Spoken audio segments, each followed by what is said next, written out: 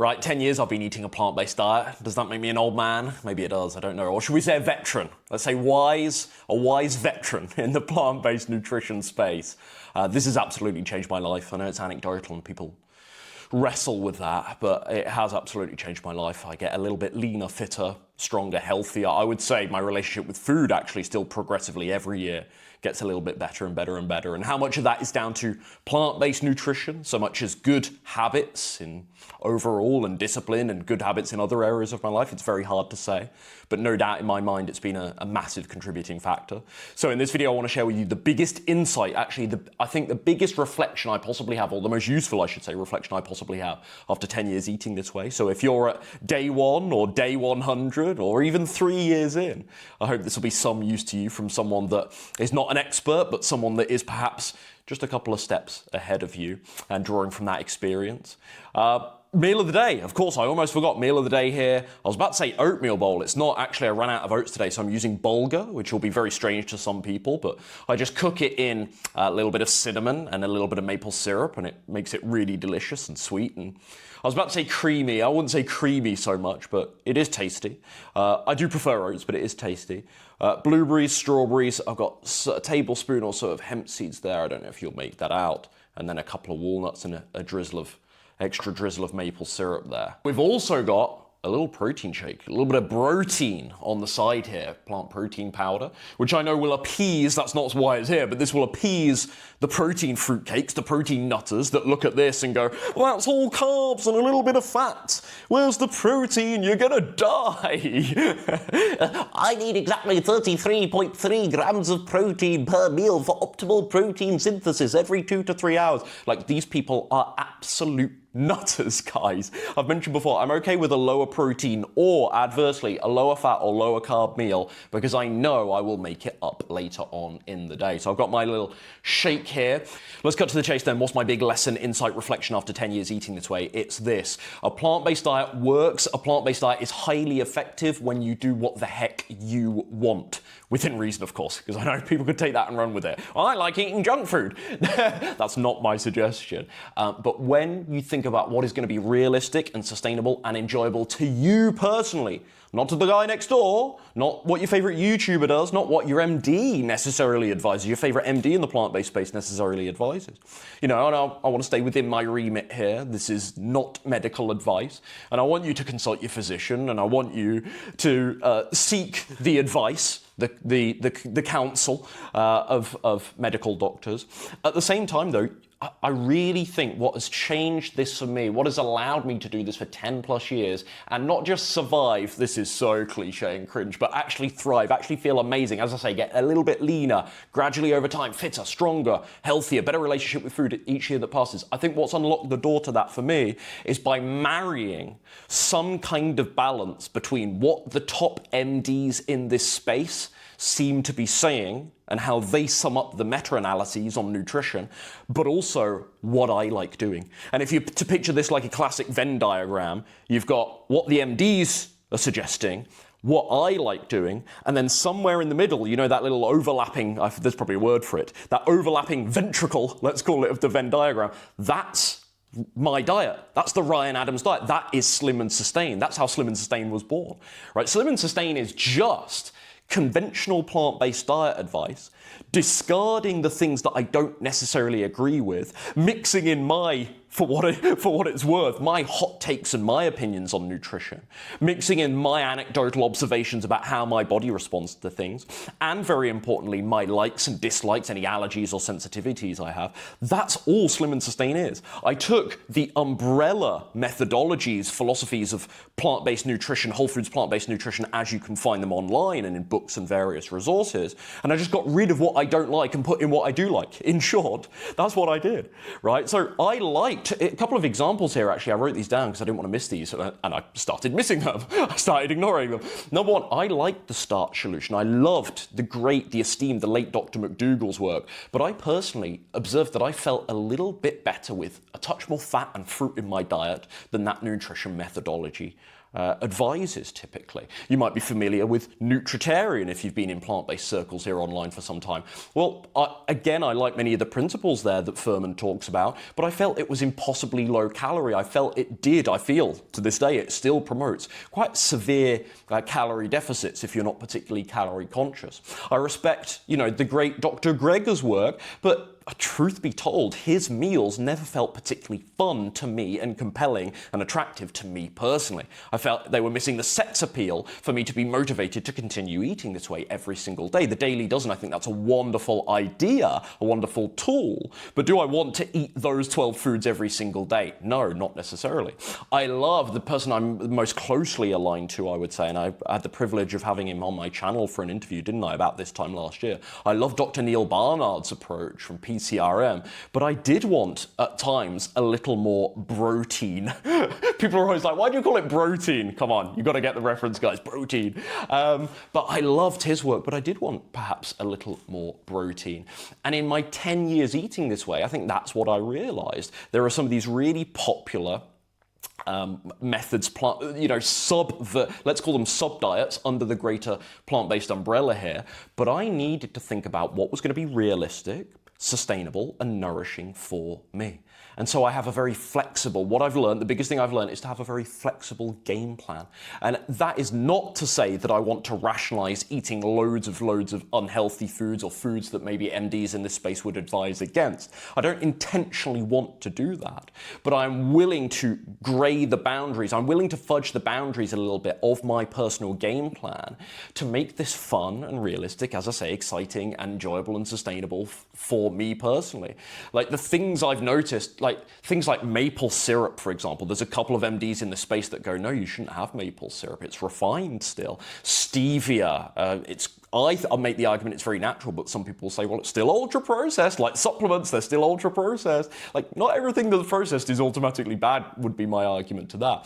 Creatine, I find it really odd that there's not many figureheads in the plant-based movement that are talking about creatine positively. I find that really strange. So I wanted to add some creatine to my diet.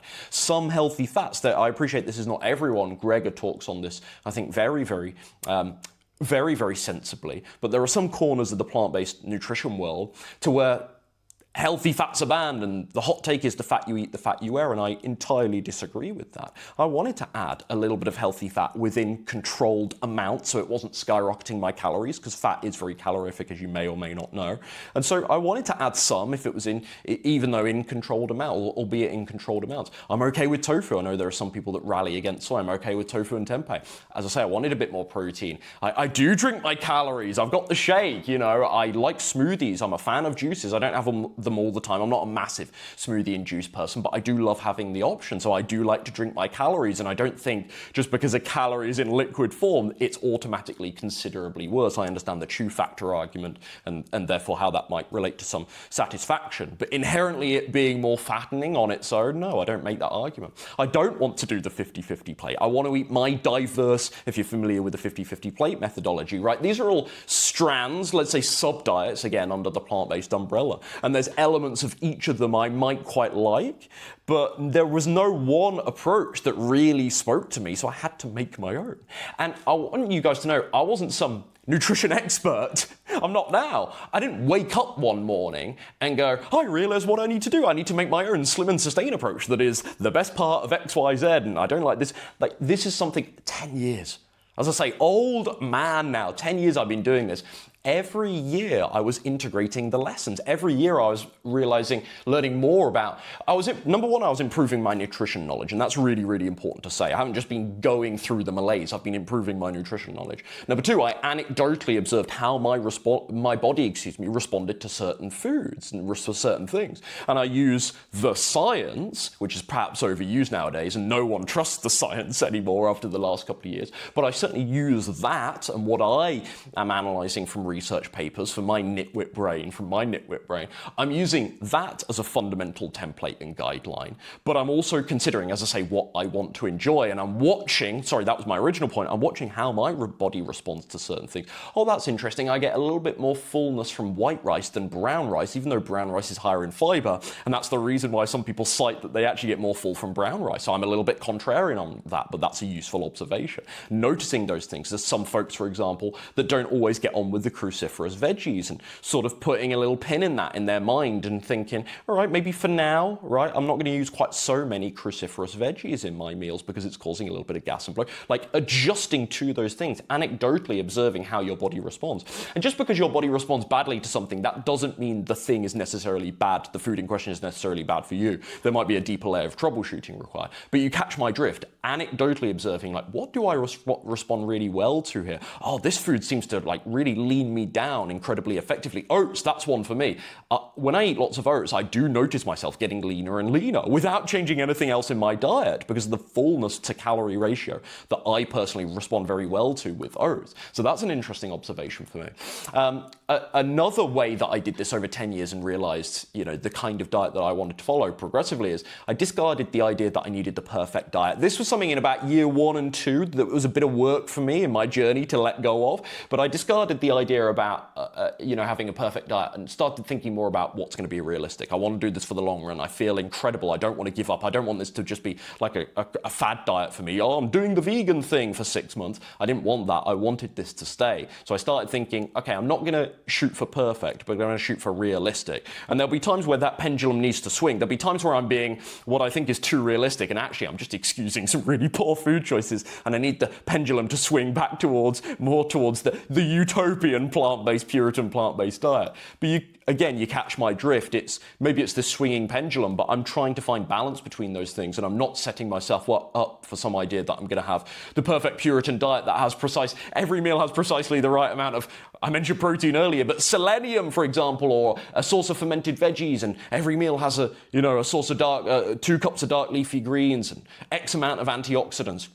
You know, I'm going to lose that idea, and I'm just going to think about how can I stick to this, right? And then reap the rewards rather than it being so absurdly perfectionistic that I can't stick to it and reap any rewards very long. In the short term, I might have better results because I'm being so Mr. Perfect. But over the long term, right, I'd rather do 95% great for 10 years than 100% great for 10 minutes.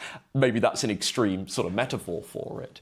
But this, over time, slowly, as I observed what I respond to, what I like and dislike, etc., lost the idea that I needed to be perfectionistic with my diet, observed what's happening on the scale, and then, of course, when I started Slim and Sustain, and I started helping you guys implement all these strategies that I'd learned for myself, that was then, on a massive scale, I was getting immense feedback about what people respond well to, and then integrating it into my diet. Like, I learned lessons from my clientele. It's not always just the other way around exclusively.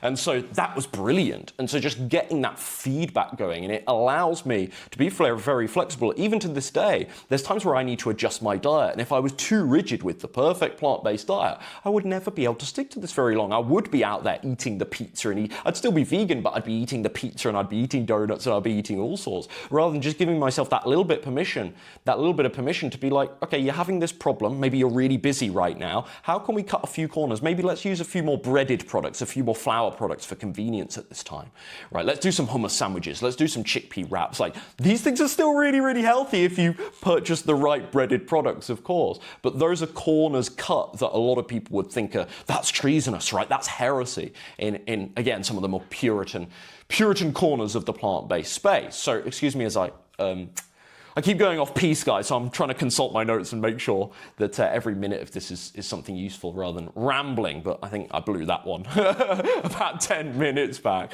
I wrote something here about being dogmatic and really stubborn about the rules you're following, but there's times right now where For example, last year there was a period where I needed, and I have a high carb diet, moderately high carb diet all year long, generally speaking anyway. But there was times where I actually needed a few more carbs because I was doing so much. It was before I left the UK, I was doing so much tennis. I was dialing back actually at that point the martial arts. My step count was over 12,000 per day on average. And I was doing 3 or 4 gym sessions a week. And some cardio on top of the strength training I was doing at the gym. And running. I was running last summer as well, actually twice a week, maybe once to twice a week. And so I deemed, I need some more carbohydrates in this time. Years ago, I wouldn't have felt those signals from my body, or I wouldn't have the wherewithal to necessarily say, well, I'm doing all this exercise, I better increase my carbohydrate. Like, I didn't know that I needed to do that back then. And now observing myself as a case study, knowing myself more and more with each year that passes, I know when I need to do certain things intuitively. I'm like, okay, maybe I need a few more calories, maybe I need some fewer calories in this period because I am a little bit more sedentary. Maybe it's the carbohydrates, maybe it's the protein that needs the ever mentioned protein that needs a little bit of a boost at this time. I know those things. And like, maybe this is unrealistic. Maybe you're like, I'm so new to nutrition, Ryan. Thinking about all this stuff is very, very overwhelming. I get it. But that's why I say, still take the template. You're not trying to invent your own diet. Still take those umbrella principles. Take my stuff, by all means, if you resonate with my stuff and you feel it's what's right for you. But don't be so dogmatic about doing my stuff, about the slim and sustain approach, that you can't shift away from something about my approach that you don't enjoy or you don't agree with or your body doesn't respond particularly well to. Does that make sense? So, the stuff that I figured that works for me is things like having beans, lentils, and tofu. The rules like having beans, lentils, and tofu twice per day, tempeh twice per day, that's been amazing. Using fruit for the sweet cravings, especially something low calorie like berries and citrus fruits and melon. Whole grains and potatoes are my main carbohydrate sources, and I love them and I respond very well to those. What else do I love doing? What's another one of my philosophies that I'm always banging on about is I hate all these pretentious, fancy and elaborate recipes. I'm always ranting about this, aren't I, guys? I love instead the practical sort of plate and bowl templates where you know how to portion X, Y, Z. I love those because they're incredibly versatile. I've showed those in my videos before. Of course, I love Ryan's signature cereal bowl. My clients will be laughing as they watch this. It's a really simple little trick, but you mix 2 certain cereals. I won't reveal it. Maybe I have in the past anyway. But and then it's just the certain berry combinations you can do with that and the seeds you throw on and the plant meal. Oh my goodness, the Ryan signature cereal bowl, love it. The easy sandwiches and wraps, I mentioned these 5 minutes ago for lunches. Then the big, you guys know I love my big, diverse, those colorful plates and bowls. I couldn't do those necessarily every single meal, and I can't necessarily do those every single day, but 5 times per week I'll have one of those lovely looking bowls you see me do. And I love those really diverse bowls for dinner. Some avocado, nuts and seeds daily in controlled portions, as I say. Again, this is my whole approach. This is the whole slim and sustained shtick that I'm always banging on about. This is the way that I've discovered to make a plant-based diet realistic and sustainable for me. And I'm not claiming these are all my inventions, apart from the signature cereal bowl. That is my thing. That is my jam, guys. But I'm not claiming these are all my inventions. But I'm not the first person to say many of these things here or give many of these rules here.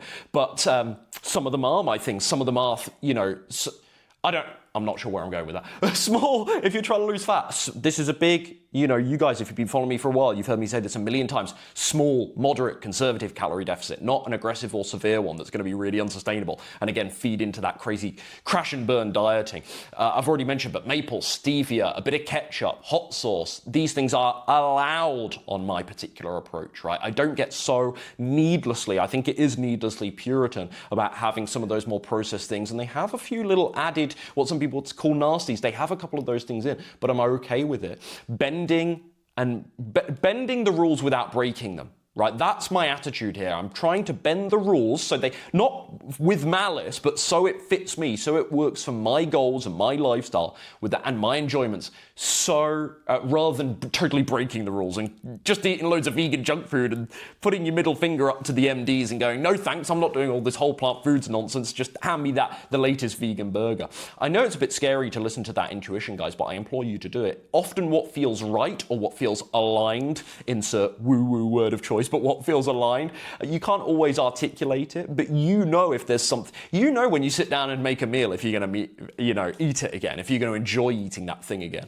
Listen to those instincts. Okay, this is the kind of meal that will work for me. I like this, I don't like this, etc., etc. And I know it's hard to trust those things. And if you are new to this, you might be thinking, oh, I don't feel I have any authority. I don't feel I should have the audacity to know what to eat and that sort of thing. And I do need to consult.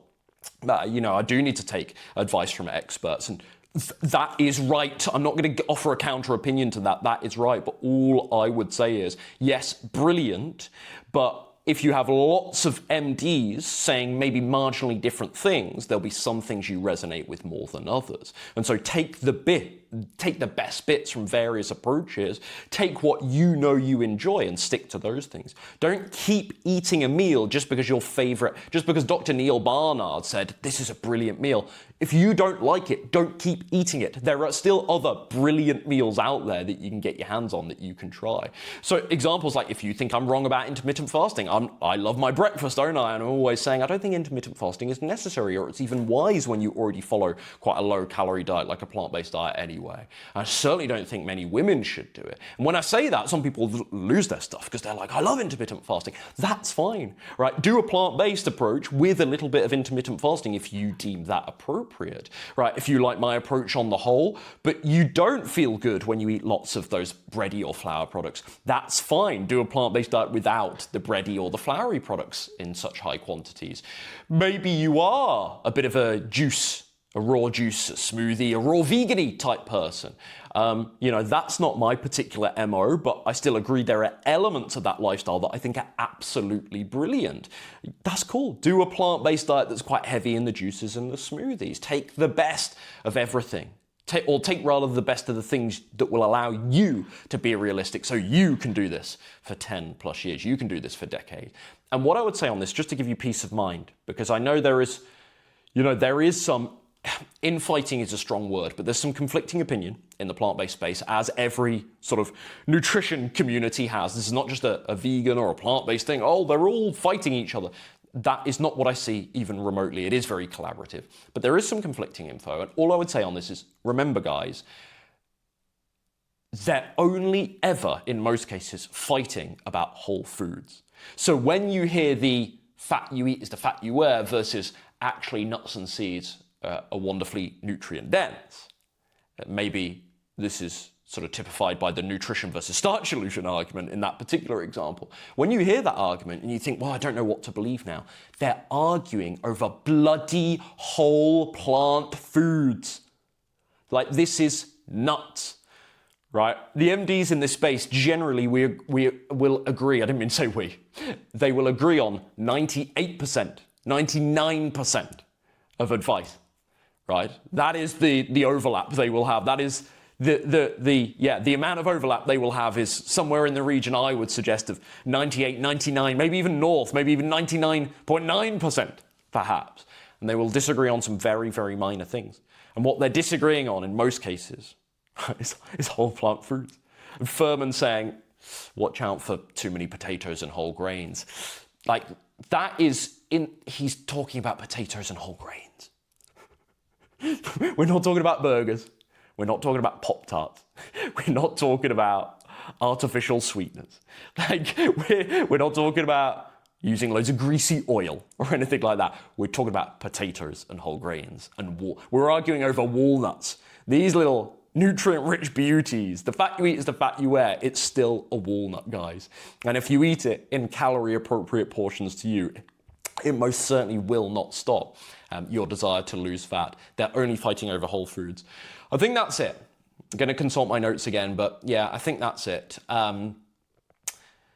That's all I've done in these 10 years is I've taken conventional plant-based diet advice and then I've molded it slightly to my likes. Nothing genius, nothing profound. I didn't invent it one day. As I said, this is 10 years worth of knowledge. All that shifted gradually over time has shifted and molded my diet based on my likes and dislikes, based on my constantly changing lifestyle and schedule. Like, my diet looks very different now to how it did when I was back visiting the UK over Christmas versus how it did when I was 5 months in Asia last year. Even within that Asia trip, I had like 5 different diets for the 3 months that I was in Bangkok versus when I was in China for a week versus when I was in Korea, when I was in Japan for 3. Like my diet Taiwan, then like my diet looked very different in each of those periods. But it's that reference experience and flexibility that allows me to pivot and adjust as I need to. And you'll get there. You won't have that in your head right now. You won't have that in your locker right now, but you will get there through time and experience. But it only will come with the permission, you giving yourself permission to be the designer and the auditor of your diet versus some stranger from the internet.